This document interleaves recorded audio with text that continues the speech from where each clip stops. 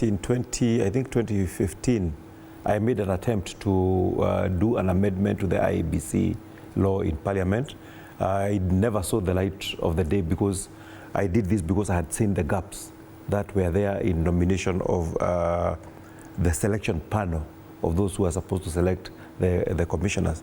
And we are going through the same problem now, because the actual delay, in my understanding, is that there is a nominating body which has two people who are arguing. I don't remember the name of the nominating body. And these two people have gone to court.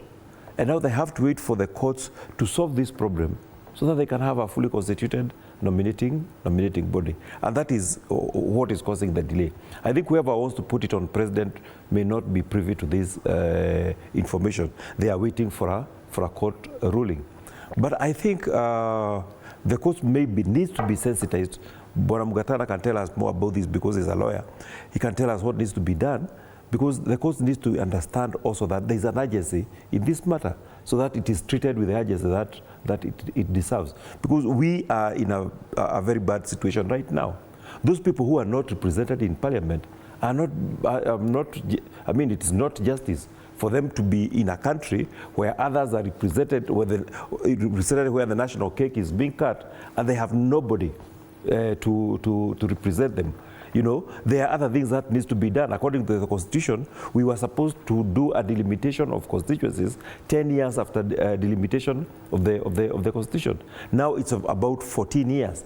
There are constituencies like Ruiru, which requires like 2 other members of Parliament.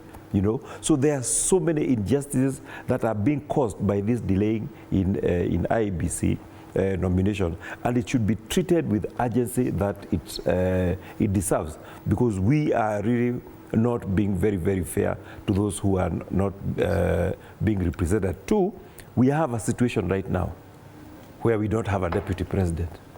God forbid, if something happens to the president, where would we be as a country? So we need to have foresight on this. We need to maybe fast track those things that needs to be done, even if it needs fast tracking the court process, so that we have our IEBC in place, yes, so that everybody can enjoy proper representation. And it may be that there are some matters before the courts, but the reconstitution of the